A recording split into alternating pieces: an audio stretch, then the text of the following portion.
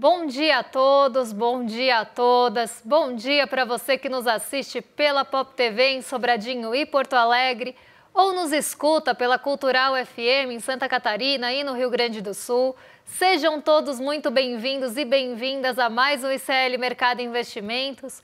Hoje, terça-feira, véspera da super quarta, tá todo mundo de olho para onde vão os juros no mundão. Mas, além disso, a gente tem outros assuntos para falar com vocês. Vou explicar mais uma vez o movimento do dólar, porque parece que ontem muita gente ficou com dúvida.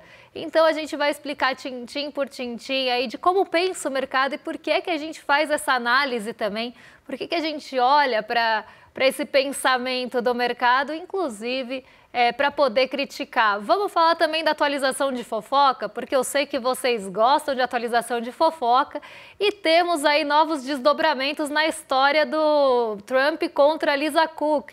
Então, essa história ainda está rolando, mas já temos novos episódios às vésperas da reunião do FONC, que é como se fosse o Copom de lá, né? O FONC é o Comitê de Mercado Aberto dos Estados Unidos, onde é decidida a taxa de juros. Então, temos novos desdobramentos nas vésperas da reunião e parece que isso está longe de ser decidido porque Trump quer recorrer. Mas a gente já vai explicar tudo isso para vocês. E vamos falar também de desemprego, porque o desemprego caiu aqui no Brasil, atingiu um novo patamar recorde e temos aí outros aspectos para olhar, então a informalidade, como é que tá, se a gente tem um recorde também de carteira assinada, por que a gente ainda tem desafios no mercado de trabalho. Então a gente vai explicar tudo isso para vocês nessa manhã, nessa próxima meia hora que a gente vai estar junto. Mas antes, já vamos passar pela nossa conhecida agenda para ver o que deve movimentar o dia, quem fala, quem não fala, o que vai ser divulgado, o que já foi, para entender aí esse movimento do dia de hoje. Então, às 6 horas da manhã saiu a produção industrial da zona do euro. Na Alemanha tem índice de expectativas econômicas no mesmo horário. E aí já vindo para o Brasilzão, IPCS da segunda quadricemana de setembro. Às 8 horas da manhã também saiu a PNAD contínua de julho, que eu já comentei para vocês que a gente vai falar, então a gente vai falar sobre o desemprego, sobre os rendimentos, como é que foi a variação das categorias de emprego também, será que a gente teve mais informalidade, menos? Isso é assunto para daqui a pouco, mas a gente tem também às 9 horas, 9h30 da manhã, as vendas no varejo de agosto lá nos Estados Unidos e 10h15 produção industrial. Além disso, saiu o monitor do PIB, então normalmente junto ao IBC-BR sempre sai o monitor do PIB que é da FGV. As métricas são diferentes, eles olham o PIB, ou tentam metrificar o PIB de uma forma diferente e é até legal porque a gente consegue contrastar os dois, nem sempre eles vão na mesma direção ou sobem e descem na mesma magnitude. Então, o monitor do PIB ele traz outra ótica de termômetro para o PIB junto ao IBC-BR. E normalmente ou sai junto ou um dia depois. É bom para a gente poder comparar. Às 11 horas da manhã, agorinha, tem índice de confiança das construtoras de setembro lá nos Estados Unidos. Então, hoje uma agenda que não deve ter grandes condutores, exceto o mercado de trabalho aqui no Brasil. Não é uma agenda que tem indicadores aí que devem mexer muito com os ânimos do mercado, até porque já está todo mundo de olho na reunião de amanhã. Todo mundo quer saber da super quarta, já está todo mundo mirando a super quarta, se o Fed vai cortar juros, se não vai. Então o grande destaque da semana, ou a grande estrela da agenda semanal, é justamente a reunião de Comitê de Política Monetária aqui no Brasil e a reunião do FONC lá nos Estados Unidos. Por isso que a gente chama de super quarta, que é o dia que acontece aí as duas reuniões e as decisões de juros são tomadas. E está todo mundo de olho porque tem expectativa de mudança nos Estados Unidos e isso pode favorecer o Brasil, como já vem acontecendo há alguns dias. Então já vamos passar pelo nosso fechamento, porque a super quarta explica boa parte do fechamento de ontem. Ontem a gente teve novo recorde aqui na nossa bolsa, tanto na movimentação intradiária, que a gente chama, então naquela pontuação que se atinge ao longo do dia. A gente não conseguiu sustentar esse patamar até o fim, mas mesmo assim a Bolsa Brasileira fechou com recorde, atingiu o recorde de fechamento, atingiu uma nova pontuação e o dólar caiu a R$ 5,32 e continua caindo. Hoje de manhã ele estava até lá na casa dos R$ 5,29. Vou até ver quanto está agora, agorinha, ao vivo para vocês, para mostrar aí que o dólar continua nessa trajetória de queda. Vamos ver aqui quanto é que está o dólar nessa manhã. Bom, daqui a pouco eu pego para vocês, porque para variar, toda vez que eu tento fazer alguma coisa ao vivo, o meu sistema aqui atualiza. Mas eu já trago para vocês aí a variação do dólar, porque quem sabe, né, faz ao vivo. Então, daqui a pouco eu busco aqui para vocês e já passo quanto está a cotação. Mas a gente precisa falar sobre esse movimento de bolsa e de dólar, porque inclusive ontem, quando eu falei dos aspectos de sexta-feira, eu notei que muita gente ficou com dúvida, muita gente inclusive questionou e criticou o que a gente falou ontem, mas acredito que tenha sido ali, né, por uma falta de entendimento de como funciona a cabeça do mercado. Quando a gente fala de mercado financeiro, eu acho que é super importante a gente entender como funciona a cabeça do mercado financeiro, como que ele pensa, né? Como se ele fosse uma entidade que pensa, né? Como se fosse um organismo pensante, mas como pensa essa cabeça do mercado financeiro, inclusive para a gente poder criticar. Porque se a gente não entende como funciona a cabeça do mercado financeiro, várias movimentações podem parecer meio perdidas aqui para a gente. E quando a gente não entende essas movimentações, a gente fica perdido no bailão, fica perdido no pagode. Então é importante entender como pensa o mercado, não só para não ficar perdido nessa forma de pensar que normalmente não tem nada a ver com o que favorece a gente, não tem nada a ver com o que favorece a população brasileira ou o trabalhador brasileiro, mas sim os interesses do próprio mercado. Isso precisa ficar muito claro para vocês, porque senão parece que o mercado age de forma desconexa. E não é bem assim. Na verdade, ele está protegendo os seus próprios interesses, principalmente quando a gente está falando de uma corrida eleitoral.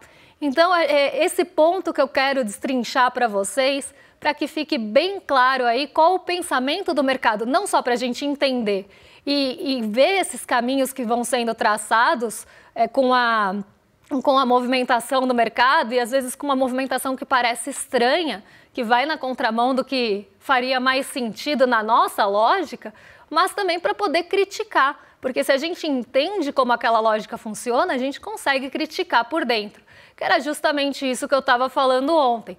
Na sexta-feira, a gente teve uma movimentação bem específica aqui no nosso mercado financeiro, no mercado cambial. Ah, Débora, mas o dólar está caindo faz muito tempo. Sim, o dólar está caindo faz muito tempo aqui no Brasil. Não à toa a gente tem uma desvalorização de 14% do dólar em relação ao real nesse ano. O dólar se desvalorizou bastante frente ao real, ou vice-versa, né? O real se valorizou bastante frente ao dólar desde o começo do ano. Isso é um movimento que vem sendo construído ao longo do tempo. Por quê?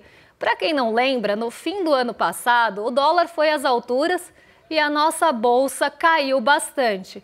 Então a gente teve um movimento, olha aí, agora R$ 5,32, um dólar americano aqui no Brasil, cotação da Morningstar. Agora caindo até um pouquinho mais, né? R$ 5,31, mas está nessa faixa dos 5,29, 5,30, 5,31. O dólar ele vem operando em queda nessa manhã, justamente aqui por conta de movimentos que têm muito a ver com a super quarta. Mas vamos dar um passinho atrás, né? No fim do ano passado, para quem não lembra, a gente teve um pânico aqui no Brasil, um pânico de mercado financeiro muito ligado à questão fiscal. O mercado reagiu muito mal ao pacote nem era de corte, né, mas o pacote de ajustes fiscais do Fernando Haddad. O pacote foi apresentado, inclusive, numa magnitude maior do que o mercado esperava, mas não da forma que o mercado financeiro esperava. Isso lá no fim do ano passado, em novembro do ano passado. Esse pacote acabou decepcionando um pouco o mercado financeiro, não na magnitude, não no tamanho dos ajustes, mas da forma que ele seria feito. O mercado ficou cético, não aceitou a proposta ali colocada pelo pacote de ajuste fiscal, e aí a gente teve uma explosão de dólar, uma histeria do mercado mesmo, porque o mercado cobra muito mais o fiscal em governos que sejam um pouco mais alinhados ali, não, ou um pouco mais desalinhados a seus interesses, ainda que existam, sim, alguns alinhamentos, mas se tem ali um governo um pouquinho mais progressista ou que pense um pouco mais no povo, o mercado já fica com 2 pés atrás, já cobra uma lição de casa muito maior e tem 2 pesos e 2 medidas. É uma desproporção a cobrança, principalmente em relação ao fiscal e a desconfiança fiscal. E isso a gente viu acontecer no fim do ano passado, quando o pacote não agradou, o dólar foi para as alturas e a bolsa caiu lá embaixo. Para quem lembra, esse foi o movimento do fim do ano passado.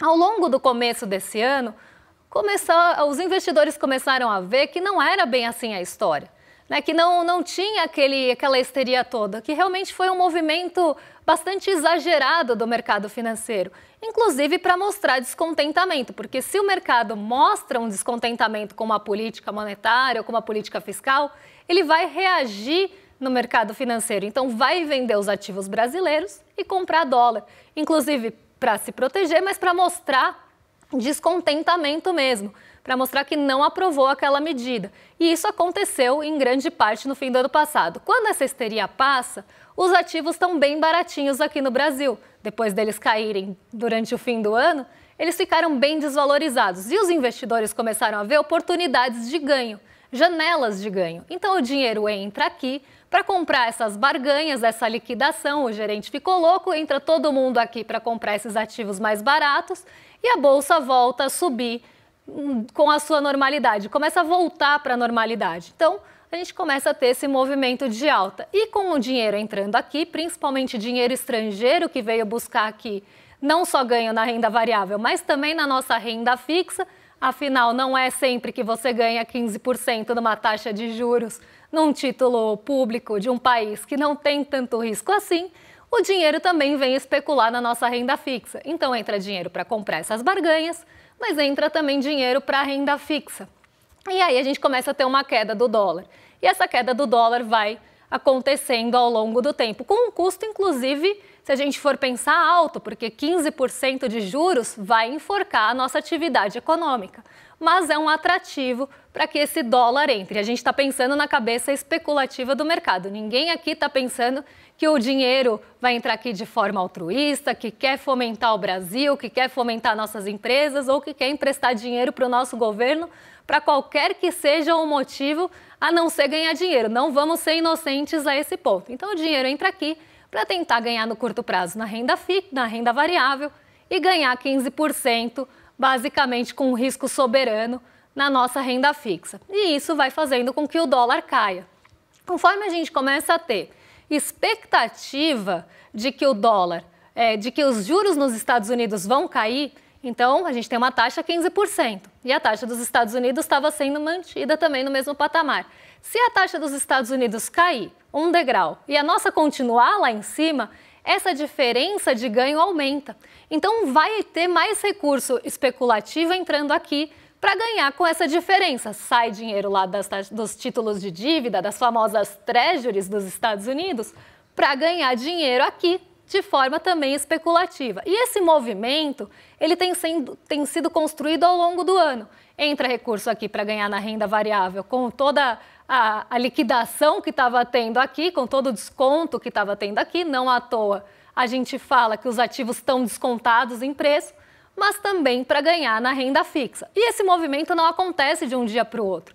Ninguém estava falando ontem que o dólar saiu de R$ 6,00 para R$ 5,35 de um dia para o outro ou por um motivo único específico.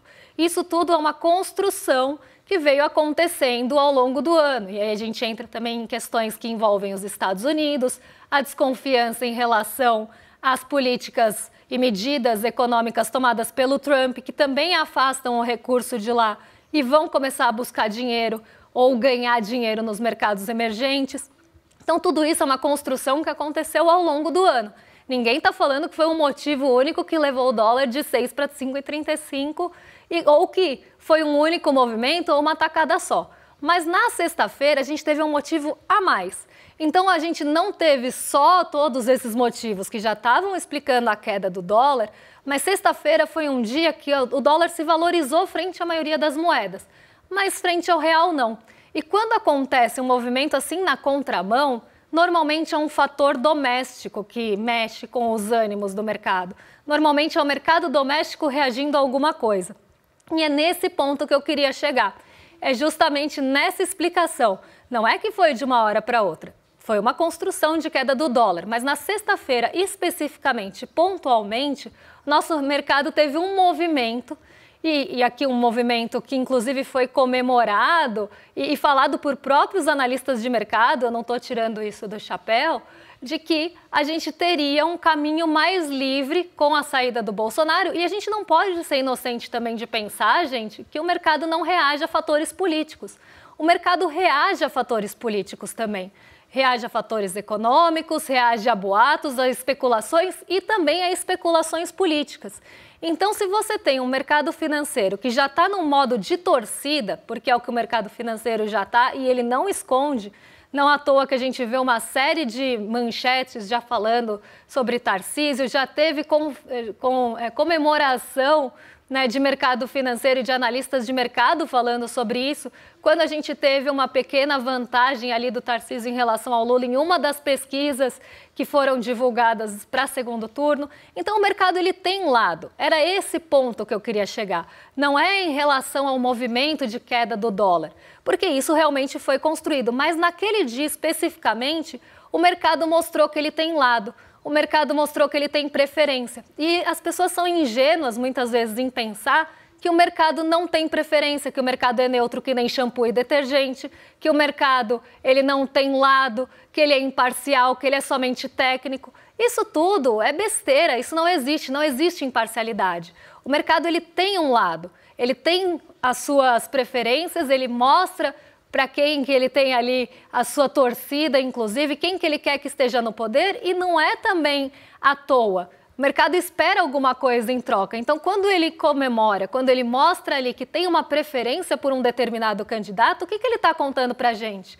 Que aquele candidato provavelmente esteja mais alinhado às agendas do mercado, aos interesses do mercado, à pauta que o mercado quer que seja colocada aqui no país e que normalmente e muitas das vezes não vai ter nada a ver com a pauta que interessa para nós, ou para o trabalhador, ou para a população brasileira, mas que serve aos interesses do mercado financeiro. E muitas vezes esses interesses não têm afinidade com a gente. Não é à toa, por exemplo, que quando cai preço de combustível, o mercado chia. O mercado não gosta e as ações de empresas ligadas ao petróleo caem. Por quê? Para o mercado, o lucro que importa. O que importa é o ganho ali no curto prazo. Se vai cair preço de combustível, será que isso vai afetar o lucro daquela empresa no curto prazo? E a gente tem que pensar que o mercado pensa também no curtíssimo prazo. É raso como um pires. A profundidade dessa análise, muitas vezes, é a de um pires mesmo. Então, você está olhando ali no rasinho, né, na superfície da coisa, de que meu lucro, meus dividendos vão cair no curto prazo. Ninguém está pensando na sustentabilidade do país no longo prazo, ninguém está pensando na sustentabilidade daquela empresa no longo prazo, mas sim o quanto elas conseguem ganhar o mais rápido possível no curto prazo com dividendos e com lucros. Então, vocês precisam entender essa cabeça do mercado, como pensa o mercado financeiro, para poder, inclusive, tecer um pensamento crítico em relação a isso. O governo do Tarcísio, ninguém está defendendo o governo Tarcísio. Tarcísio seria um desastre. Tarcísio é horroroso, literalmente de todas as formas. Eu não estou nem falando só de estética aqui.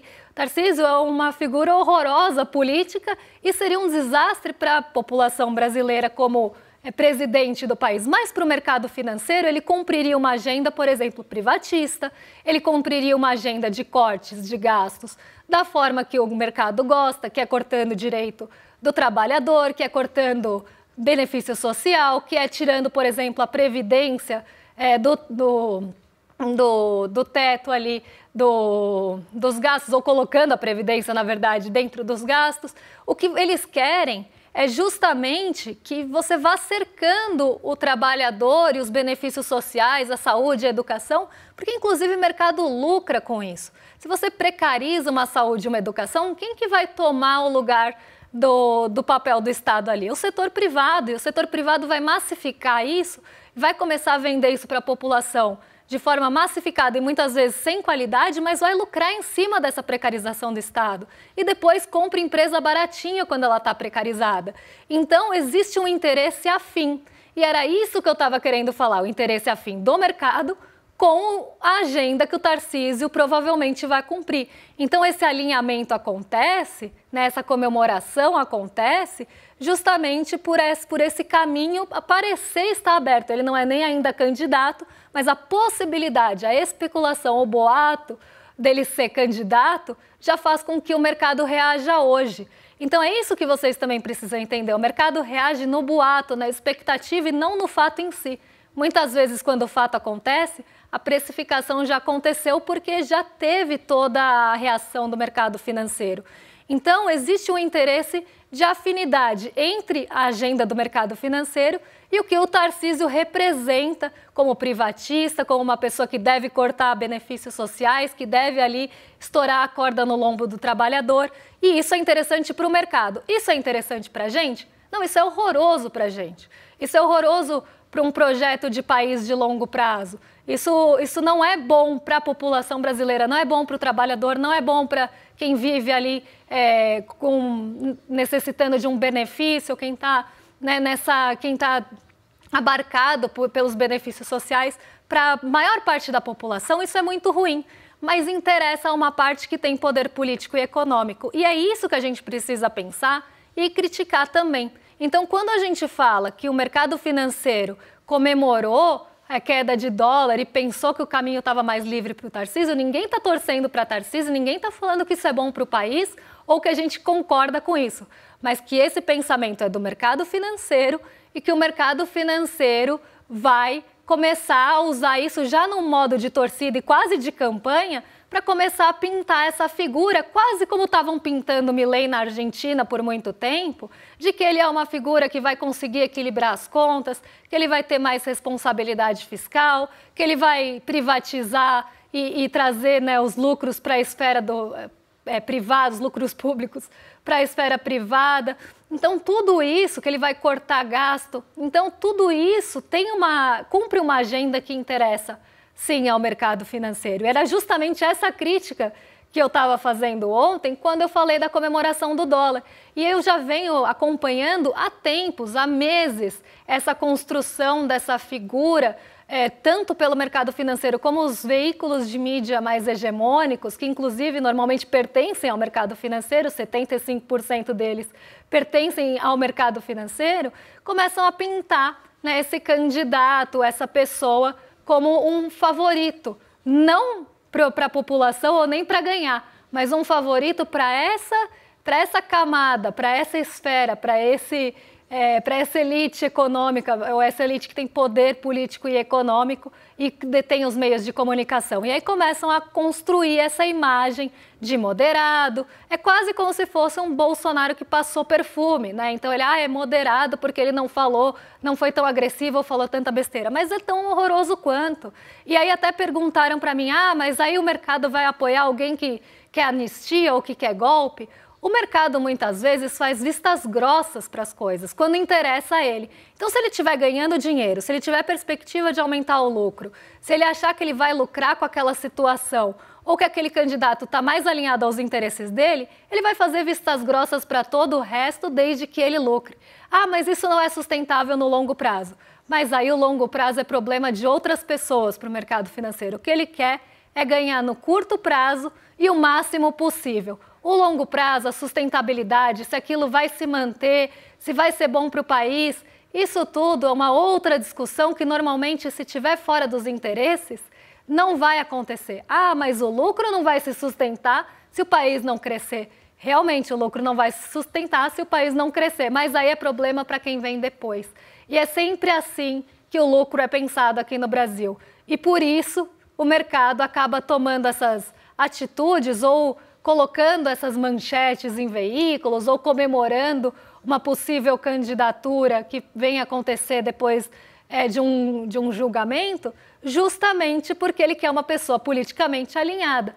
Então, é alguém ali que vai favorecer esse lucro no curto prazo, que vai favorecer essa agenda no curto prazo, que vai, inclusive, fazer as vontades do mercado financeiro. E era isso que eu queria passar para vocês. Acabei deixando o desemprego para lá e a fofoca da Cookie para amanhã, mas é até melhor, porque vai que tem algum novo desdobramento na super quarta. Então amanhã a gente atualiza a fofoca da Lisa Cook com o Donald Trump e já traz os números de desemprego para vocês, aí com já também as perspectivas para a super quarta, embora não vá chocar ninguém, não vamos dar uma de Pikachu surpreso quando a taxa de juros cair nos Estados Unidos e for mantida aqui, porque essa é a expectativa majoritária para essa próxima reunião. Agora eu quero fazer um convite para vocês, para que vocês entrem em despertar2025.com.br para garantir o seu ingresso para o Despertar. Tá chegando, tá logo aí, né? Assim como eu até ia falar 2026, tá logo aí, para quem sabe o que eu tô falando, é um vídeo maravilhoso, mas 2026 tá logo aí, mas o que tá logo aí é o Despertar, que é logo essa semana, então não dá para garantir seu ingresso ainda, tem que correr, porque os ingressos estão acabando, mas dia 19 e 20 de setembro, sexta e sábado, a gente vai estar junto nesse Despertar, para a gente poder aí se unir e juntar forças e debater coisas muito importantes. Então, Despertar 2025 está chegando e se você não garantiu seu ingresso, ainda dá tempo, não vacila, despertar2025.com.br ou o QR Code que está no cantinho aí da tela. E agora entrego para os nossos rolezeiros, nossos vizinhos de cima.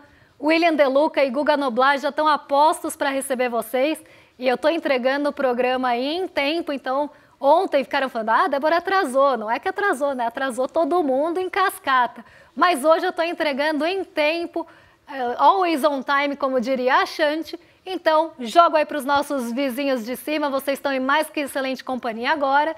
E eu volto amanhã para trazer as novidades que mexem com o nosso bolso, as notícias que mexem com a nossa bolsa e a economia que mexe com a nossa vida. Um beijão e até lá, pessoal! Ano passado estava lotado, mais de 4.000 pessoas vibrando com Serginho Grosman, Renato Freitas, Fátima Bernardes, Mocotó, Bela Gil. Eu me arrepio só de lembrar. E esse ano, em 2025, a gente vai fazer um evento ainda maior. Nunca foi tão necessário reunir as pessoas, conversar sobre as mudanças que o mundo está passando. E a gente reuniu o maior conjunto de nomes para se apresentar nesse palco. A gente vai ter aqui, esse ano, o Miguel Nicoleles para falar de inteligência artificial, a Marina Silva para falar da questão do meio ambiente, Frei Beto, Leonardo Boff, a ativista Leida Guevara, filha de Che Guevara. A gente vai ter aqui também palestras com os nossos especialistas de marketing, de negócio, de redes sociais, falando sobre as transformações que estão acontecendo no acesso às redes, na comunicação. Vai ser espetacular. E a gente vai ter muita diversão também, com Margareth Menezes, com Leone e com vários outros artistas que novamente vão botar a casa para tremer, vão botar as pessoas para dançar, as pessoas vão se abraçar, vão abrir sorrisos tão raros hoje em dia e juntos a gente vai começar a revolução necessária aqui no Vibra São Paulo, um momento que vai ficar guardado nas páginas da história desse país.